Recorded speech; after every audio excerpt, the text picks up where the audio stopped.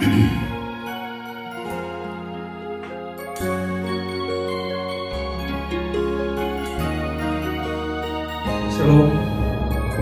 salam sejahtera, salam Katolik sejati untuk kita semua. Semoga Bapak Ibu, Saudara-saudari yang terkasih selalu dalam perlindungan Tuhan dan senantiasa dalam keadaan sehat. Amin. Amin. Bapak Ibu, Saudara-saudari yang terkasih, pada kesempatan ini saya mengajak kita semua untuk merenungkan sabda Tuhan yang kita ambil dari Injil Matius bab 12 ayat 46 sampai dengan ayat 50. Saudara-saudari, judul perikop Injil ini ialah Yesus dan sanak saudaranya. Suatu ketika Yesus sedang mengajar di dalam sebuah rumah, dan ada banyak sekali orang yang mengerumuni dan hadir di dalam rumah itu. Nah, pada saat itu ibu Yesus dan saudara-saudaranya datang ke tempat itu hendak mencari dan ingin berjumpa dengan Yesus. Kedatangan ibu Yesus dan saudara-saudaranya itu diberitahukan oleh seseorang yang melihat bahwa ibu Yesus datang. Diberitahukan kepada Yesus, Yesus, itu di luar ada ibumu, ingin datang menjumpai dan sedang berusaha untuk menjumpai engkau. Kata berusaha menunjukkan bahwa memang banyak sekali orang di situ berkerumun, sehingga ibu Yesus sulit untuk menembus kerumunan orang banyak itu yang mendengarkan Yesus sedang mengajar dan berbicara kepada mereka tentang sabda Allah. Ketika Yesus mendengar pemberitahuan dari seseorang itu, maka Yesus menjawab, "Siapakah ibuku? Siapakah saudaraku?" Sambil melihat ke arah para muridnya, Yesus berkata, "Inilah ibuku, inilah saudara-saudaraku. Sebab siapa yang melakukan kehendak Allah Bapa, dialah saudaraku laki-laki, dialah saudaraku perempuan, dan dialah ibuku."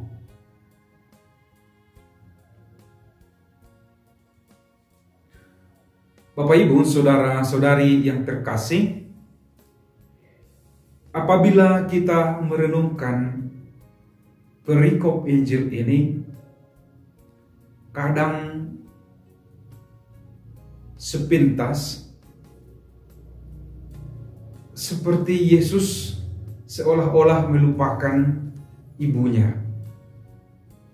Kalau seandainya ini saya, ya, misalnya ibu saya datang dan orang lain mengatakan bahwa ibu saya datang sedang berada di luar, lalu saya katakan dengan kuat, "Siapakah ibu saya?" Barangkali kalau seandainya ibu saya itu mendengarkan, pastilah dia akan merasa sakit hati.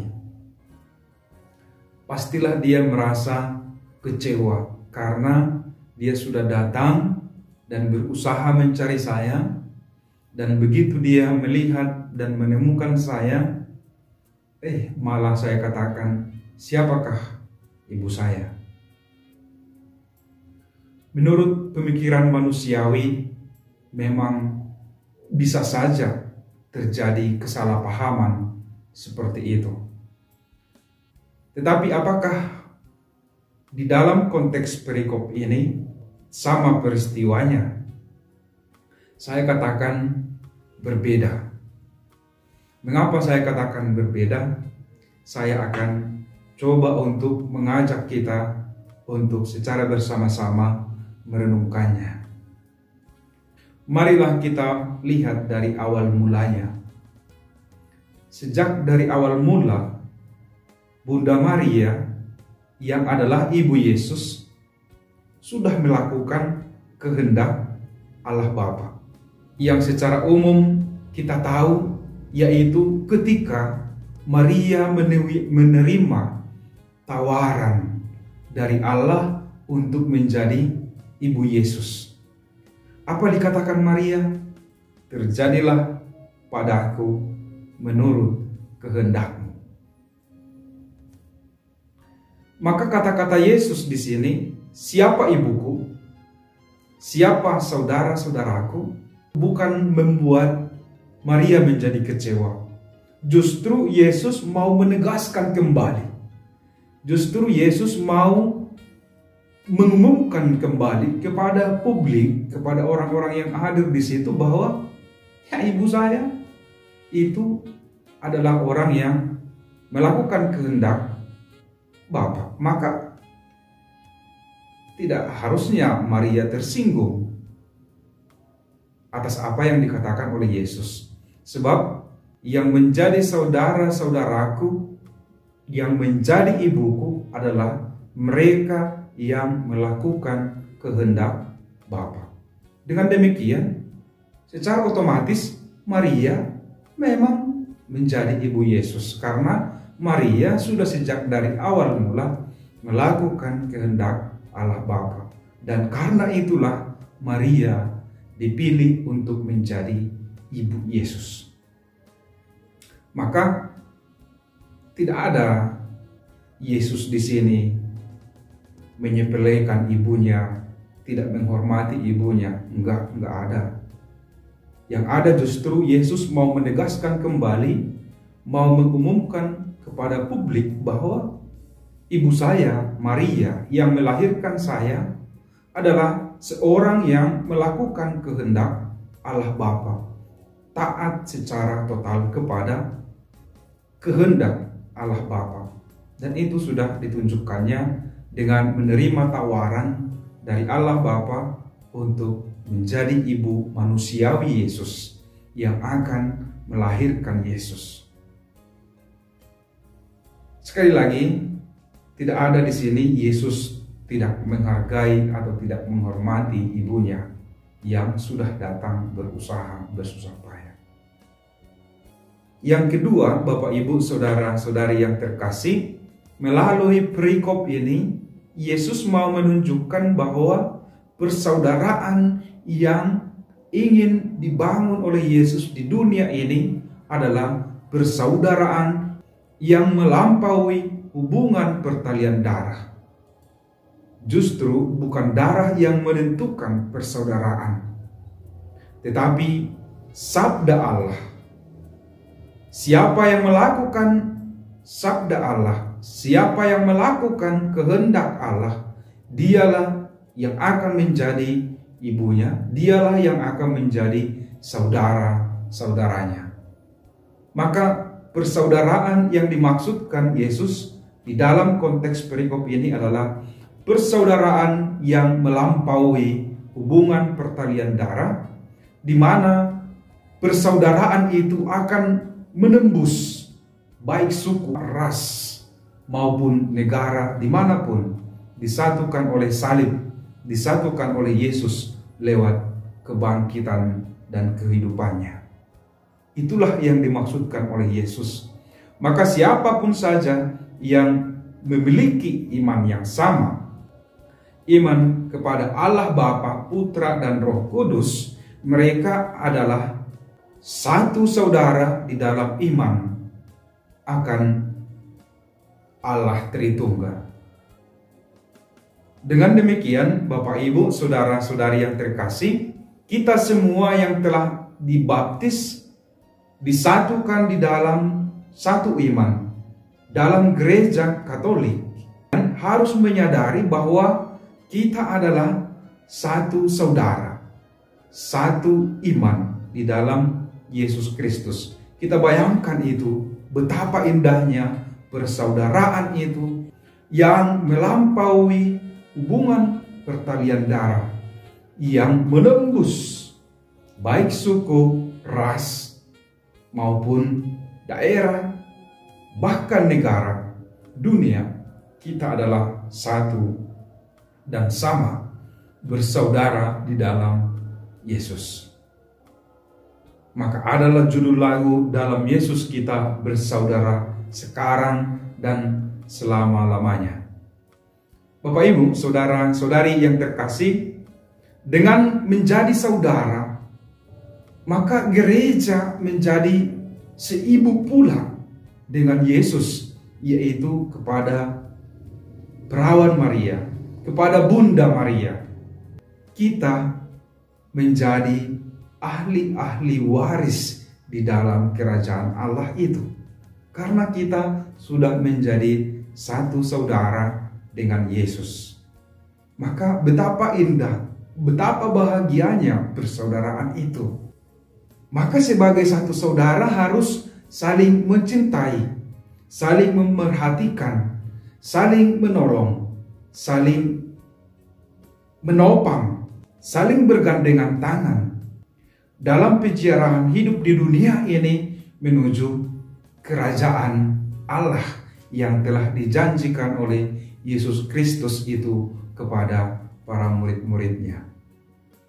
Bapak Ibu, saudara-saudari yang terkasih di dalam nama Tuhan kita Yesus Kristus, marilah kita merefleksikan, merenungkan, memahami sabda Allah di dalam realitas hidup kita setiap hari, agar kehendak Allah itu semakin menyata di dalam diri kita dan bisa kita aplikasikan, kita praktekkan di dalam kehidupan kita, dalam relasi kita dengan sesama, dalam pergaulan hidup kita, dan dalam kehidupan menggereja. Ini yang mesti kita sadari, ini yang mesti kita kembangkan, bukan sebaliknya. Kita saling menjatuhkan, saling membenci, saling iri hati, dan lain sebagainya. Bukan seperti itu.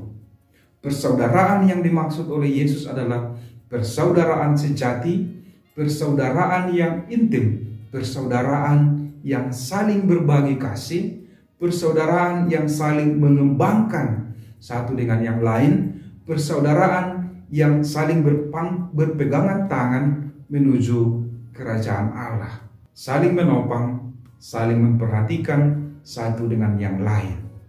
Inilah yang dikehendaki oleh Yesus dari kita, agar sabda dan kehendak Allah itu sungguh-sungguh terasa, sungguh-sungguh menyata di dalam hidup kita masing-masing. Yang ketiga, Yesus bukan berarti meniadakan hubungan berdasarkan pertalian darah dalam Injil ini. Tidak. Yesus tidak meniadakan itu. Yesus mengatakan, siapa yang melakukan kehendak Allah, kehendak Bapa, dialah saudaraku, dialah ibuku. Di luar itu, boleh kita katakan, ya seperti Injil yang lalu, sebagai ilalang. Orang-orang yang melakukan kejahatan, yang tidak melakukan kehendak Bapa, tidak masuk dalam kumpulan atau persaudaraan dengan Yesus. Maka persaudaraan yang dibangun berdasarkan hubungan pertalian darah itu harus kita sempurnakan dengan persaudaraan yang dibangun berdasarkan sabda dan kehendak Allah, berdasarkan kasih cinta dari Allah. Apabila tidak, maka persaudaraan berdasarkan pertalian darah akan lebih mudah untuk menyala.